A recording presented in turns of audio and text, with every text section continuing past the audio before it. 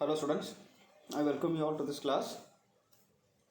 Today we shall discuss the chapter 5th of the novel The English Teacher. So, illi tanaka, up till here, you came to know that Krishna had made up his mind to look after his daughter. Okay, he wanted to take care of his only daughter all by himself. Okay, ತಾನು ಒಬ್ಬನೇ ತನ್ನ ಮಗಳನ್ನು ಇನ್ನು ಮುಂದೆ ಬೆಳೆಸಬೇಕು, ಸಾಕಬೇಕು ಅವಳನ್ನು ಪ್ರೀತಿಯಿಂದ. ತಾಯಿ ಇರದೇ ಇದ್ದರೂ ಕೂಡ ತಾನೇ ತಾಯಿಯಾಗಿ ತಾನೇ ತಂದೆಯಾಗಿ ಓಕೆ ಒಂದು ಇಬ್ಬರ ಒಂದು ಡ್ಯುವಲ್ ರೋಲನ್ನು ಅವನೇ ಒಂದು ಪಾತ್ರವನ್ನು ವಹಿಸುತ್ತಾ ಅವರ ಮಗಳನ್ನು ಅಂದರೆ ಲೀಲಾಳನ್ನು ಭಾಳ ಚೆನ್ನಾಗಿ ಬೆಳೆಸಬೇಕು, ಯಾವುದೇ ಒಂದು ತೊಂದರೆ ಇರದೇನೆ ಅಂತ ಹೇಳಿ ಒಂದು ನಿರ್ಧಾರ ಮಾಡಿರ್ತಾನೆ. ಹೀಗಿದ್ದಾಗ he didn't agree to marry again. Okay, so ಇನ್ನೊಂದು ಸಲ ಮದುವೆ ಮಾಡ್ಕೋ ಅಂತ ಹೇಳಿದ್ರೆ he is not ready to listen. Okay, because he loves Sushila deeply, and that love prohibits him to marry again. Okay, ಆ ಒಂದು ಪ್ರೀತಿ ಇವನನ್ನು ಮತ್ತೊಂದು ಮದುವೆ ಆಗೋದಕ್ಕೆ ಬಿಡೋದಲ್ಲ. Okay, it's very strong love. So here in this chapter ಇಲ್ಲಿ ನಿಮಗೇನು ಗೊತ್ತಾಗ್ತದಪ್ಪ ಅಂತಂದ್ರೆ ಒಂದನ್ನು ನೀವು ಅರ್ಥ ಮಾಡ್ಕೋಬೇಕು. ಇಲ್ಲಿ ಕೃಷ್ಣನಿಗೆ ಒಬ್ಬ ಮಿಸ್ಟಿಕ್, ಓಕೆ, ಒಬ್ಬ ಪ್ರೀಸ್ಟನನ ಅಥವಾ ಒಬ್ಬ ಸನ್ಯಾಸಿಯನ, ಒಬ್ಬ ಯೋಗಿ ಟೈಪ್ ಏನೋ. ಸೊ ಅವನು ಇಲ್ಲಿ ಕೃಷ್ಣನಿಗೆ ಅವನ ಒಂದು ಭೇಟಿ ಕೃಷ್ಣನಿಗೆ ಆಗುತ್ತೆ. ಓಕೆ, ಇದು ಯಾಕೆ ಭೇಟಿ ಆಗ್ತದೆ, what is the idea here?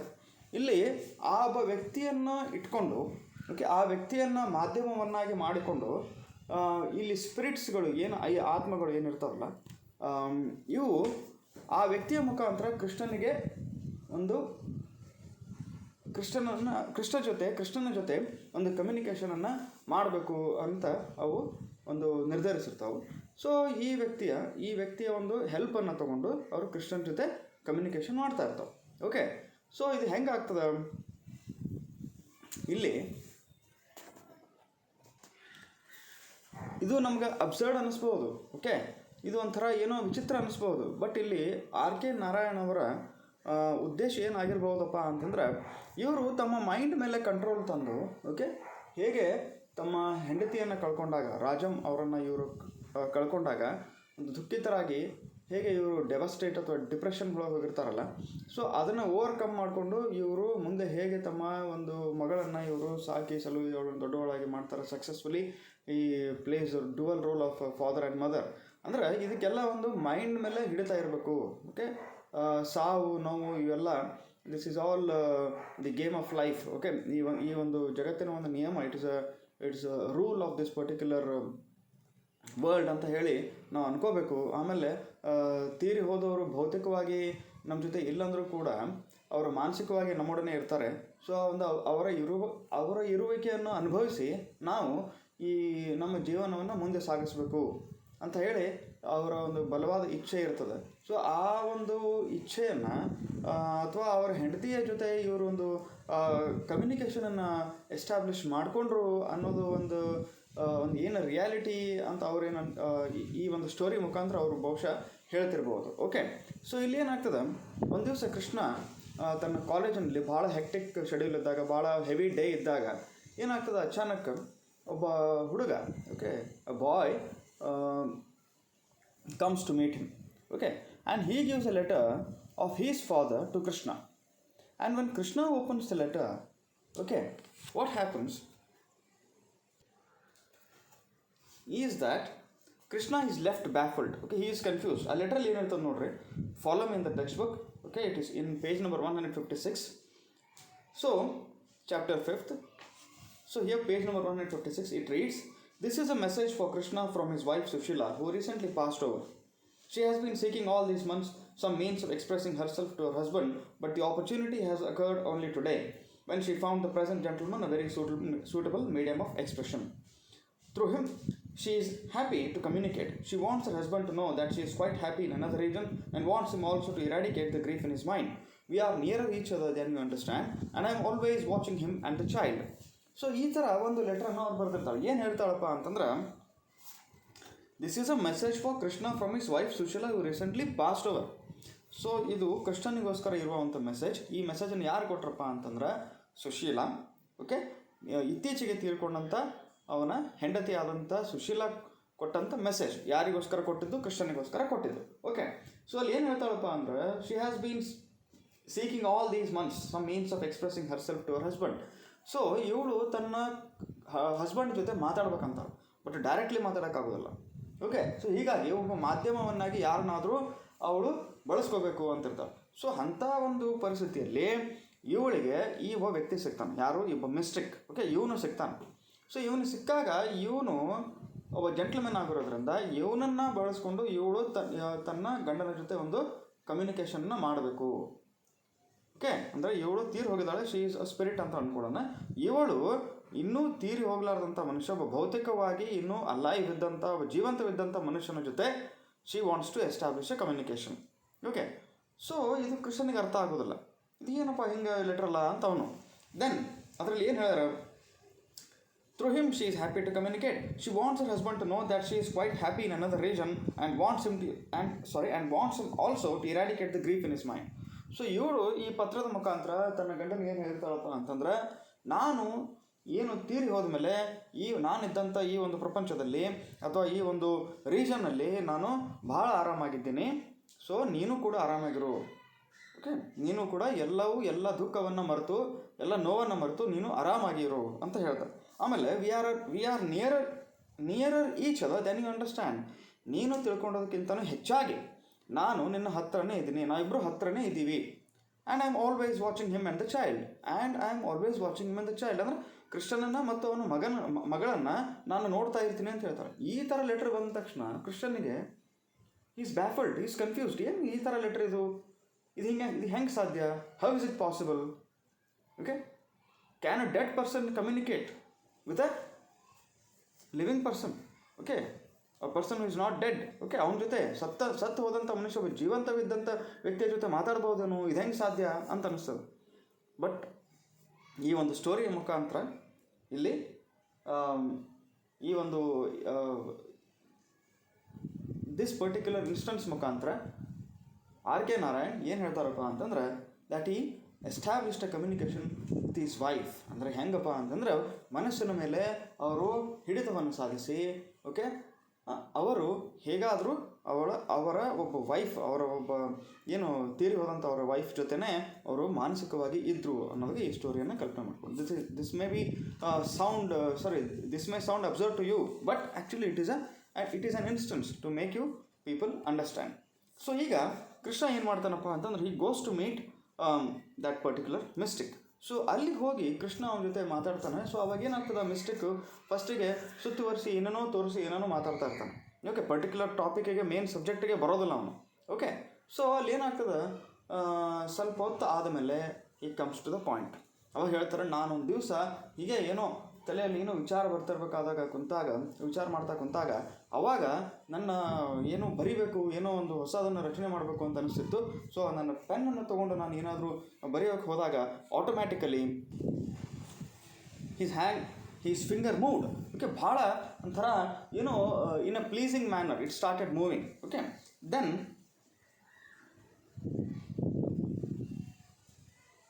All the function ಇಲ್ಲಿ go to page number 166. Here you can understand, you can follow me in the textbook. All the function my fingers had was to hold the pencil, nothing more. Thank you, began the page. Here we are, a band of spirits who have been working to bridge the gulf between life and afterlife.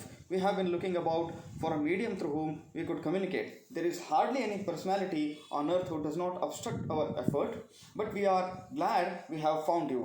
Please help us by literally lending us a hand, your hand, and we will do the rest. Okay, so ಈ ಥರ ಇವನು ತನ್ನ ಬೆರಳನ್ನು, okay, ಆ ಪೆನ್ನನ್ನು ಹಿಡ್ಕೊಂಡು, ಪೆನ್ಸಿಲನ್ನು ಹಿಡ್ಕೊಂಡು ಇವನು ಆ ಪೇಜ್ ಮೇಲೆ ಬರೆಯೋದಕ್ಕೆ ಸ್ಟಾರ್ಟ್ ಮಾಡಿದಾಗ ಆಟೋಮ್ಯಾಟಿಕಲಿ ಈ ಥರ ಏನಾಗ್ತದಪ್ಪ ಅಂತ ಇವನಿಗೆ ಒಂದು in a very pleasing manner his fingers started moving. Okay, ಏನು ಹೇಳ್ತದಪ್ಪ ಅಂದ್ರೆ, here we are band of spirits. ನಾವು ಏನು ಬ್ಯಾಂಡ್ ಆಫ್ ಸ್ಪಿರಿಟ್ಸ್, ಒಂದು ಗ್ರೂಪ್ ಆಫ್ ಸ್ಪಿರಿಟ್ಸ್ ಏನಿದ್ದೀವಿ. We have been working to bridge the gulf between life and after life. ಅಂದರೆ ಜೀವನ ಮತ್ತು ಜೀವನೋತ್ತರ. ಓಕೆ, ಅಂದರೆ ಜೀವನ ಮತ್ತು ಸತ್ತು ಹೋದ್ಮೇಲೆ ಈ ಮರಣೋತ್ತರ ಇದ್ದಂಥ ಒಂದು ಜೀವನದ ಜೊತೆ ಅಥವಾ ಒಂದು ಆಯಾಮದ ಜೊತೆ we want to communicate. Okay, we want to establish a communication. So ಹೀಗಿದ್ದಾಗ ನೀನು ನಮಗೆ ಒಂದು ಮಾಧ್ಯಮವನ್ನಾಗಿ ಸಹಾಯ ಮಾಡು, ನೀನು ಕೇವಲ ನಮಗೆ ನಿನ್ನ ಹ್ಯಾಂಡನ್ನು ಕೊಡು. ಓಕೆ, ಅಲ್ಲಿಂದ ನಾವು ಕಮ್ಯುನಿಕೇಟ್ ಮಾಡ್ತೀವಿ ಅಂತ ಹೇಳ್ತಾರೆ. ಸೊ ಅವನೇನು ರಿಪ್ಲೈ ಮಾಡ್ತಾನೆ, I replied, I am honoured, I will do what ever I can. ನನಗೆ ಇದನ್ನು ಮಾಡೋದಕ್ಕೆ ಭಾಳ ನನಗೆ ಖುಷಿ ಅನ್ನಿಸ್ತದೆ, ಐ ಆಮ್ ವೆರಿ ಹ್ಯಾಪಿ ಅಂಥೇಳಿ ಈ ಮನುಷ್ಯ ಹೇಳಿದ್ಮೇಲೆ then what happens, follow me in the textbook. You need do nothing more than sit here 1 or 2 evenings of the week, relax your mind and think of us. Okay, ಅವ್ನು ಏನು ಹೇಳಿರ್ತಾವೆ ಅಲ್ಲಿ ಸ್ಪಿರಿಟ್ಸ್ಗಳು ಬಂದು ಏನು ಹೇಳ್ತಾವೆ ಅಂತಂದ್ರೆ, ಏನೂ ಮಾಡಬೇಕಾಗಿಲ್ಲ, ನೀನು ವಾರದಲ್ಲಿ 2 ಸಾಯಂಕಾಲ 2 ಸಂಜೆ 2 ದಿವಸ ನೀನು ಬಂದು ಮೈಂಡ್ ರಿಲ್ಯಾಕ್ಸ್ ಮಾಡಿಕೊಂಡು ಸುಮ್ಮನೆ ಕೂತ್ಕೋಬೇಕು, ನಮ್ಮ ಬಗ್ಗೆ ವಿಚಾರ ಮಾಡಬೇಕು. The pleasure is mine, I said, and then my hand wrote. ಮುಂದೆ ಅವನ ಹ್ಯಾಂಡ್ ಅವನ ಕೈ ಏನು ಬರ್ತದೆ, here is Sushila, wife of Krishna, but as yet she is unable to communicate by herself. But as yet she is unable to communicate by herself. ಅಂದರೆ ಇಲ್ಲಿ ಯಾರು ಬಂದಾರಪ್ಪ ಅಂತಂದ್ರೆ ಕೃಷ್ಣನ ಹೆಂಡತಿ ಆದಂಥ ಸುಶೀಲಾ ಬಂದಿದ್ದಾಳೆ. ಓಕೆ, ಬಟ್ ಅವಳಿಗೆ ಈಗ ಕಮ್ಯುನಿಕೇಟ್ ಮಾಡೋಕ್ಕೆ ಆಗ್ತಿಲ್ಲ. But by and by she will be an adept in it. But ಬರ್ತಾ ಅವಳು ಇದರಲ್ಲಿ ಎಕ್ಸ್ಪರ್ಟ್ ಆಗ್ತಾಳೆ. Okay, then will you kindly send the following as coming from her to her husband. ಅಂದರೆ ಈಗ ಏನು ನಾವು ಹೇಳ್ತೀವಿ ಅದನ್ನು ಪತ್ರದ ಮುಖಾಂತರ ಅವಳ ಹಸ್ಬೆಂಡ್ಗೆ ನೀನು ತಲುಪಿಸ್ತೀಯೇನೋ ಅಂತ ಹೇಳ್ತೀವಿ. And then I received the message I sent you and they also gave me your name and address. So ಅವರೇ ಹೀಗೆ ನನಗೆ ಒಂದು ಮೆಸೇಜನ್ನು ಕೊಟ್ಟರು, ನನಗೆ ಕೊಟ್ಟಂಥ ಮೆಸೇಜನ್ನು ಅವರೇ ಕೊಟ್ಟಿದ್ರು, ನಿನ್ನ ಅಡ್ರೆಸ್ ಕೂಡ ಅವರೇ ಕೊಟ್ಟಿದ್ರು, ಆ ಸ್ಪಿರಿಟ್ಸ್ಗಳೇ ಕೊಟ್ಟಿದ್ದು ಅಂತ ಹೇಳ್ತಾರೆ. ಯಾರು? ಮಿಸ್ಟಿಕ್. ಸೊ ಎಲ್ಲಿಂದ the main idea starts.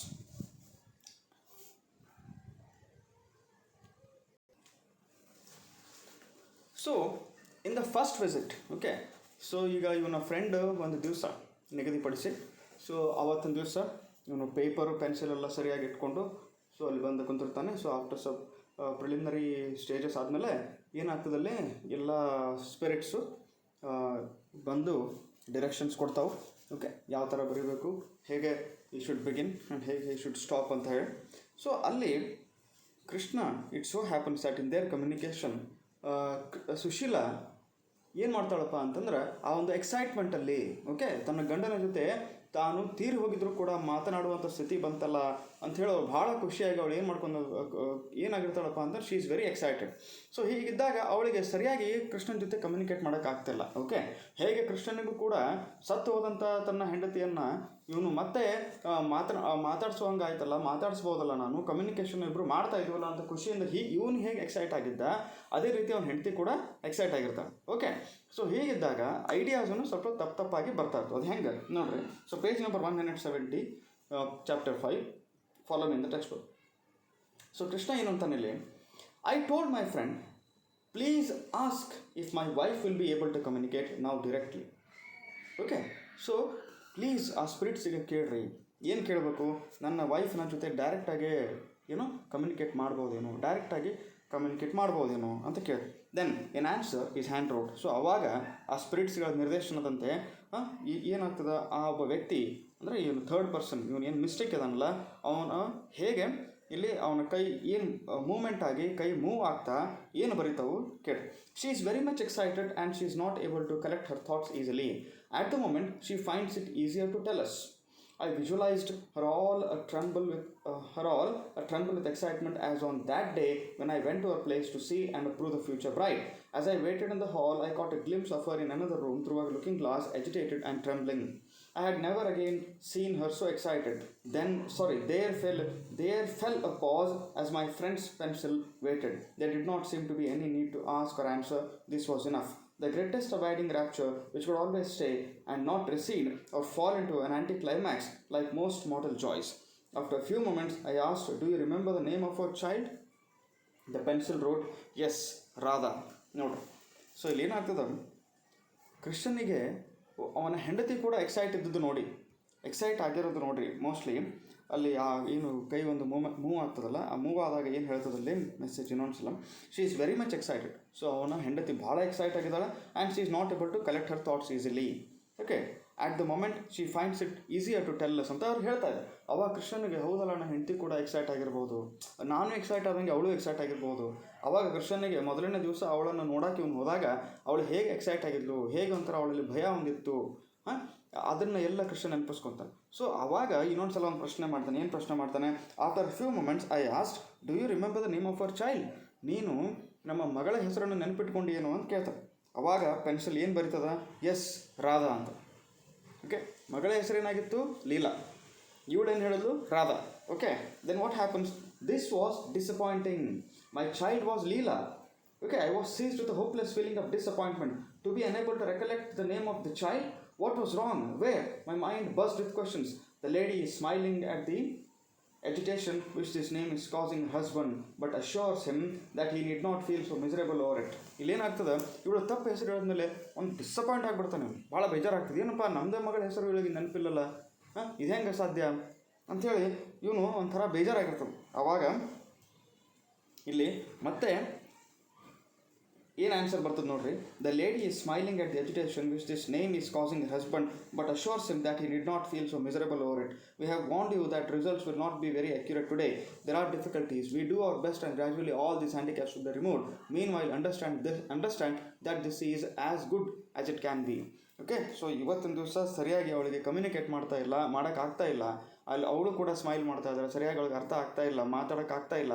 Okay, ಈಗ ಈ ಏನು ಡಿಫಿಕಲ್ಟೀಸ್ ಏನದಾವಲ್ಲ ಬರ್ತಾ ಇವು ಮಾಯವಾಗ್ತಾವೆ. ಆಮೇಲೆ ಕಮ್ಯುನಿಕೇಷನ್ನು ನಾವು ಚೆನ್ನಾಗಿ ಮಾಡ್ಬೋದು ಅಂಥೇಳಿ ಆ ಸ್ಪಿರಿಟ್ಸ್ ಆನ್ಸರ್ ಕೊಡ್ತಾವೆ.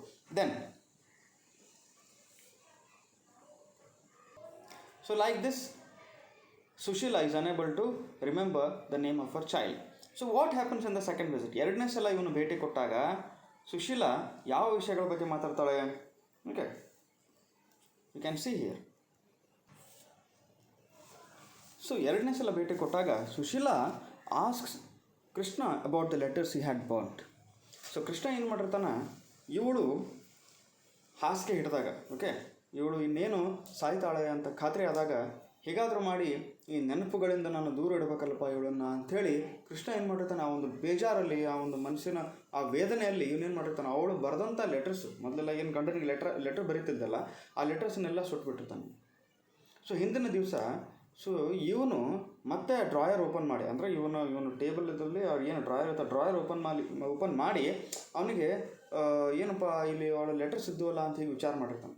ಸೊ ಆ ವಿಚಾರಗಳ ಮುಖಾಂತರ ಸುಶೀಲಾಗೆ ಈ ಒಂದು ಮಾತು ಗೊತ್ತಾಗಿತ್ತು, ಈ ಒಂದು ವಿಷಯ ಗೊತ್ತಾಗಿರ್ತದೆ. ಸೊ ಸುಶೀಲಾ ಕೇಳ್ತಾಳೆ, ಯಾಕೆ ಲೆಟರ್ಸನ್ನು ನೀನು ಹರದೆ ಅಂತೇಳಿ. ಯಾರ ಮುಖಾಂತರ? ಈ ಸ್ಪಿರಿಟ್ಸ್ ಮುಖಾಂತರ, ಈ ಮಿಸ್ಟಿಕನ ಮುಖಾಂತರ ಕಮ್ಯುನಿಕೇಷನ್ ಮಾಡಿ ಕೇಳ್ತಾಳೆ. ಸೊ ಕೃಷ್ಣನಿಗೊಮ್ಮೆ ವಿಚಿತ್ರ ಆಗ್ತದೆ, ನಿನ್ಗೆ ಹೆಂಗೆ ಗೊತ್ತಾಯಿತು ಹೇಳ್ತಾಳೆ. ಯಾಕಂದ್ರೆ because I saw you in agitated mood. ನೀನು ಸ್ವಲ್ಪ ನಿನ್ನ ಟೆನ್ಷನಲ್ಲಿದ್ದೆ, ಆ ಒಂದು ಮೂಡನ್ನು ನೋಡಿ ಮತ್ತು ಆ ಡ್ರಾಯರ್ ಓಪನ್ ಮಾಡಿದಾಗ ನೀನು ಆ ವಿಚಾರಗಳು ಏನು ಮಾಡಿದ್ದಿಲ್ಲ, ಆ ವಿಚಾರಗಳ ಮುಖಾಂತರ ನಾನು ಅರ್ಥ ಮಾಡಿಕೊಂಡೆ ನೀನು ನನ್ನ ಲೆಟರ್ಸನ್ನು ಎಲ್ಲ ಹರಿದಿದ್ದೀಯ ಅಂತೇಳಿ. ಯಾಕೆ ಲೆಟರ್ಸ್ ಹರಿದಿ ನೀನು ಹೇಳು ಅಂತ ಕೇಳಿದಾಗ I wanted to destroy every memory of it ಅಂತ. ಅಂದರೆ ಎಲ್ಲವೂ ಯಾವ ಮೆಮರೀಸ್ಗಳು ಇರಬಾರ್ದು ಅನ್ನೋದು ಒಂದೇ ಒಂದು ಉದ್ದೇಶದಿಂದ ನಾನು ಆ ಥರ ಮಾಡಿದೆ ಅಂತ ಹೇಳ್ತೇನೆ. ಸೊ ಆವಾಗ ಅವಳೊಂದು ಪ್ರಶ್ನೆ ಕೇಳ್ತಾಳೆ, page number 174. Have you been able to forget? Wasn't it childish to work your temper on those letters? ಅಂದರೆ ನಿನಗೆ ಹಾಗೆ ಮಾಡೋದಕ್ಕೆ ಆಯ್ತೇನೋ? ಲೆಟರ್ಸ್ ಹರಿದಾದ್ರೂ ಕೂಡ ನೀನು ಮತ್ತೆ ಅವುಗಳನ್ನು ಹುಡ್ಕೊಂಡು ನೀನು ಟೇಬಲ್ ಹತ್ರ ಹೋಗಿದ್ದೆ, ಡ್ರಾಯರ್ ಓಪನ್ ಮಾಡಿ ನೋಡಿದೆ, ನಿನಗೆ ಅದು ಏನಾದರೂ ಪಾಸಿಬಲ್ ಆಯ್ತೇನೋ ಆ ಥರ ನೀನು ಇಡೀ ಮೆಮರೀಸ್ಗಳನ್ನು ತೆಗೆದು ಹಾಕೋದಕ್ಕೆ? ಆ ಥರ ನೀನು ಮಾಡಬಾರ್ದಾಗಿತ್ತು ಅಂಥೇಳಿ ಅವಳ ಒಂದು ಒಪಿನಿಯನ್. ಸೊ ಮುಂದೆ ಅವಳು ಏನು ಮಾಡ್ತಾಳೆ, ಈ ಎಲ್ಲ ಮಾತುಗಳು ಹೇಳಾದಮೇಲೆ she says that there are about 14 letters which have been spared. ಅಂದರೆ ಪೇಜ್ ನಂಬರ್ 175 ನೀವು ನೋಡ್ಬೋದು, chapter 5.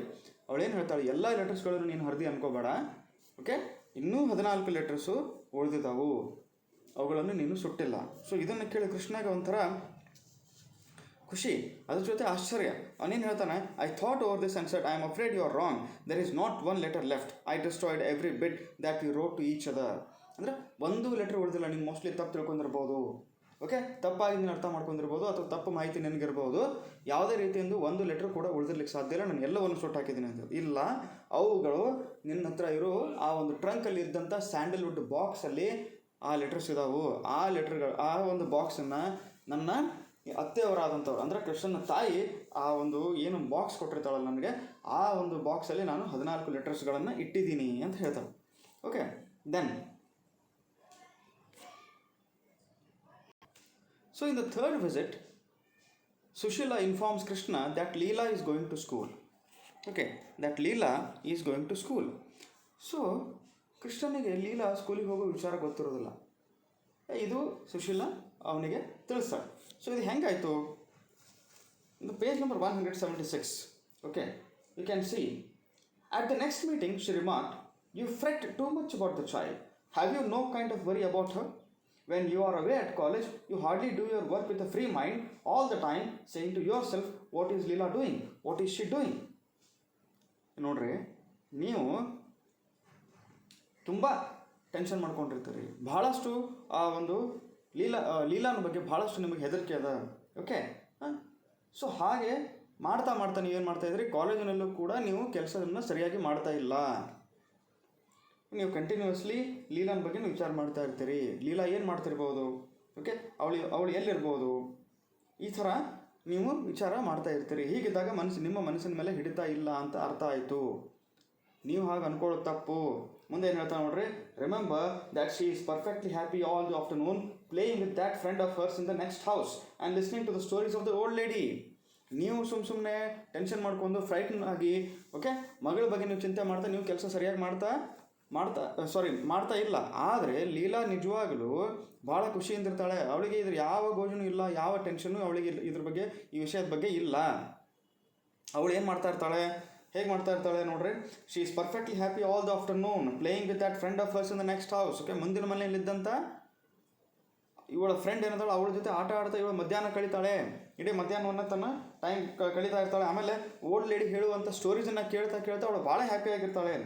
Just about the time you return she stands at the door and looks down the street for you.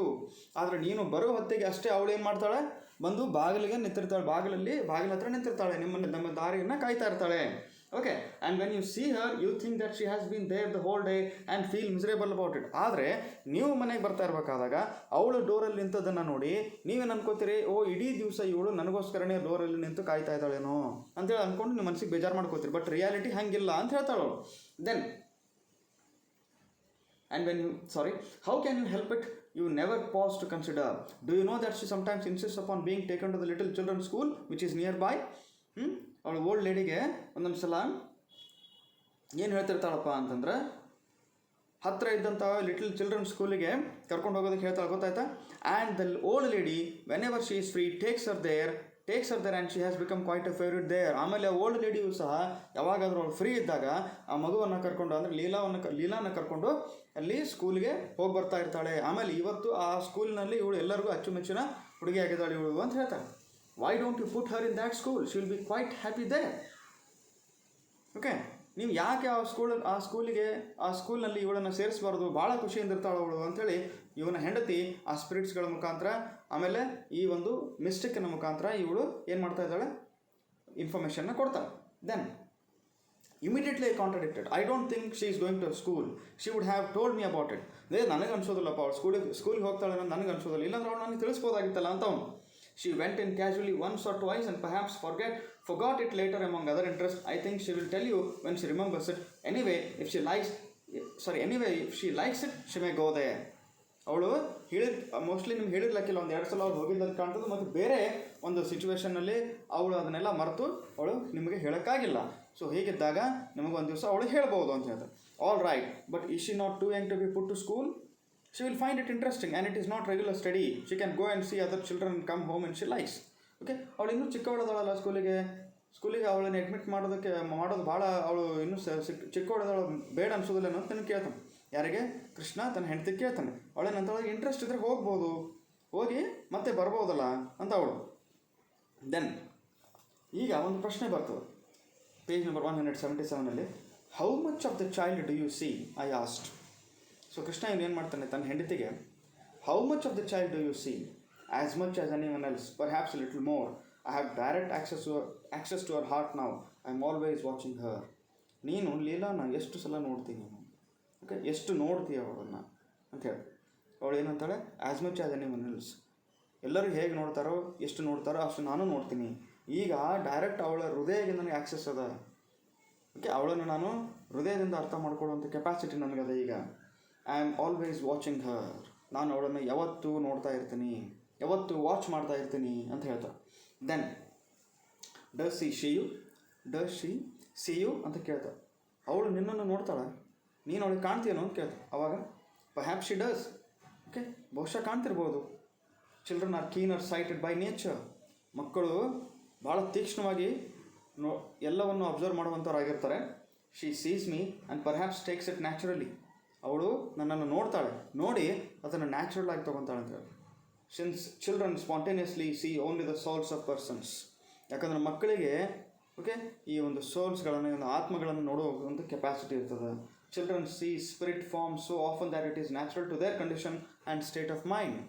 So ಮಕ್ಕಳು ಭಾಳ spirit ಫಾರ್ಮ್ಸನ್ನು ಭಾಳ often ಆಗಿ ನೋಡ್ತಾ ಇರ್ತಾರೆ ಅವರು. ಆಮೇಲೆ ಅದು ಅವರಿಗೆ ನ್ಯಾಚುರಲ್ ಆಗಿರ್ತದೆ. ಓಕೆ, ಇದೆಲ್ಲ ಅವರಿಗೆ ನ್ಯಾಚುರಲ್ ಕಂಡೀಷನ್ ಥರ ಕಾಣ್ತಾ ಇರ್ತದೆ ಅಂತ ಹೇಳ್ತಾರೆ.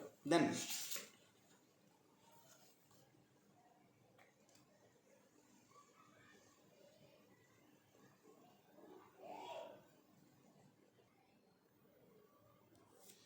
So one day after returning from college, ಕೃಷ್ಣನಿಗೆ ಈ ಒಂದು ಓಲ್ಡ್ ರೇಡಿಯೋ ಮುಖಾಂತರ ಲೀಲಾ ಸ್ಕೂಲಿಗೆ ಹೋಗಿರೋದು ಗೊತ್ತಾಗ್ತದೆ. So it happens that Krishna goes to school with Leela. Okay, ಇವನು ಕೂಡ ಆ ವಿಷಯ ತಿಳ್ಕೊಂಡ್ಮೇಲೆ ಒಂದು ದಿವಸ ಇವನು ಲೀಲಾನ ಜೊತೆ ಆ ಸ್ಕೂಲಿಗೆ ಹೋಗಿ ಬರ್ತಾನೆ. ಆ ಸ್ಕೂಲಿಗೆ ಹೋಗಿ ನೋಡ್ತಾನೆ, ಅದು ಒಂಥರ ಡಿಫ್ರೆಂಟ್ ಸ್ಕೂಲ್ ಆ್ಯಕ್ಚುಲಿ. ಅಲ್ಲಿ ಯಾವುದೇ ಥರ ಒಂದು ಸೆಟ್ ಸಿಲೆಬಸ್ ಆಗಲಿ, ಒಂದು ಸೆಟ್ ರೂಲ್ಸ್ ಆ್ಯಂಡ್ ರೆಗ್ಯುಲೇಷನ್ಸ್ ಆಗಲಿ, ಎಷ್ಟೊತ್ತಿಗೆ ಬರಬೇಕು, ಎಷ್ಟೊತ್ತಿಗೆ ಹೋಗಬೇಕು, ಸ್ಟೂಡೆಂಟ್ಸ್ ಇಷ್ಟನ್ನೇ ಓದಬೇಕು, ಇದೇ ಬರೀಬೇಕು ಅಂತ ಆ ಥರ ಏನು ರೂಲ್ಸ್ ಆಗಿರಲಿಲ್ಲ. Okay, so because the head master was a very special and a very interesting person they. So ಈ ಒಬ್ಬ ಹೆಡ್ ಮಾಸ್ಟರ್ ಏನಿರ್ತಾನೆ, ಇವನು ಇವನ ವಿಚಾರಗಳು ಭಾಳ ಹೊಸದಾಗಿದ್ದಂಥವು. ಇವನಿಗೂ ನಿಜವಾಗಲೂ ಹೇಳ್ಬೇಕಪ್ಪ ಅಂತಂದ್ರೆ ಈ ಮಕ್ಕಳ ಕಂಪ್ನಿಯಲ್ಲಿಯೇ ನಿಜವಾದ ಒಂದು ಜೀವನದ ಅರ್ಥ ಅದ. ಆಮೇಲೆ ಈ ಮಕ್ಕಳಿಂದನೇ ನಾವು ನಿಜವಾದ ಪ್ರೀತಿ ಮತ್ತು ವಿಶ್ವಾಸವನ್ನು ಪಡಿಬೋದು. ಆಮೇಲೆ ಇವರ ಸಾಂಗತ್ಯದಿಂದ ನಾವು ಬಹಳ ಸಂತೋಷವನ್ನು ನಾವು ಪಡಿಬೋದು ಅಂತ ಇವನ ಒಂದು ಬಲವಾದ ನಂಬಿಕೆ. ಸೊ ಹೀಗಿದ್ದಾಗ ಇವರು ಜೀವನದಲ್ಲಿ ಭಾಳ ಚೆನ್ನಾಗಿ ಪಳಗಲಿ, ಓಕೆ, ಭಾಳ ಚೆನ್ನಾಗಿ ಇವರು ಅರ್ಥ ಮಾಡ್ಕೊಳ್ಳಿ ಒಬ್ಬರನ್ನೊಬ್ಬರು, ಆಮೇಲೆ ಭಾಳ ಇವರ ವ್ಯಕ್ತಿತ್ವ ಭಾಳ ಚೆನ್ನಾಗಿ ವಿಕಸಿತಗೊಳ್ಳಲಿ ಅಂಥೇಳಿ ಈ ಮನುಷ್ಯ ಏನು ಮಾಡಿರ್ತಾನಪ್ಪ ಅಂತಂದ್ರೆ ಒಂದು ಸ್ಕೂಲನ್ನು ಎಸ್ಟಾಬ್ಲಿಷ್ ಮಾಡಿ ಇಲ್ಲಿ ಯಾರು ಬೇಕಾದರೂ ಯಾವಾಗ ಬೇಕಾದರೂ ಬರ್ಬೋದು, ಯಾವಾಗ ಬೇಕಾದರೂ ಹೋಗ್ಬೋದು.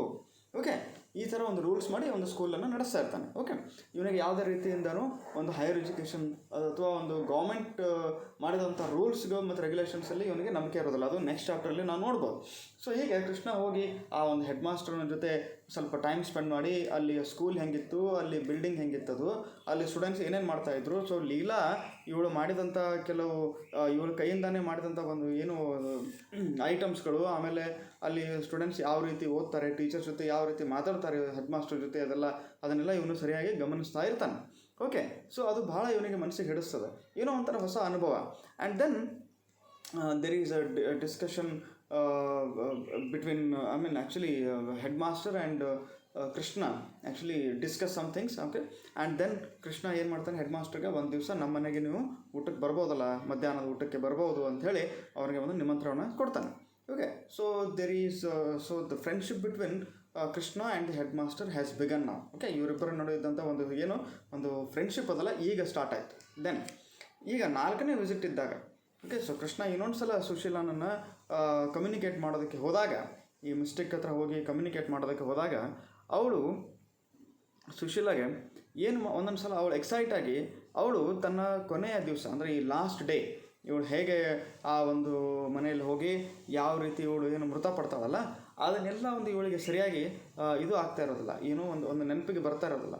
ಕೃಷ್ಣ ಕೇಳಿದ್ರು ಕೂಡ ಲಾಸ್ಟ್ ಡೇ ಏನಾಯಿತು ಅಂತ ಹೇಳ್ಬೋದೇನು ನೀನು ಅಂತ ಕೇಳಿದಾಗ ಇವಳು ಎಲ್ಲಿ ಹೋಗಿದ್ವಿ ಅಂತ ಸರಿಯಾಗಿ ಗೊತ್ತಿದ್ರೂ ಕೂಡ ಆ ಮನೆಯಲ್ಲಿ ಏನೇನು ಘಟನೆಗಳು ಅದು ಅಂತೂ ಗೊತ್ತಿಲ್ಲ. ಮುಖ್ಯವಾಗಿ ಇವಳು ಆ ಟಾಯ್ಲೆಟ್ ವಿಷಯವನ್ನೇ ಇವ್ರು ಮರ್ತು ಬಿಟ್ಟಿದ್ದ. ಓಕೆ, ಅದು ಯಾಕೆ ಹಂಗಾಯಿತು? Okay, it's all because of excitement. ಅದೇನೋ ಒಂದು ಎಕ್ಸೈಟ್ಮೆಂಟಲ್ಲಿ ಅವಳು ಮರ್ತಿರ್ತಾಳೆ. ಸೊ ಈ ಒಂದು ವಿಷಯವನ್ನು ಇವ್ರು ಮಾತಾಡಲ್ಲಪ್ಪ ಇವಳು ಏನಿದು ಅಂಥೇಳಿ ಇವನಿಗೆ ಒಂಥರ ಬೇಜಾರು. Okay, then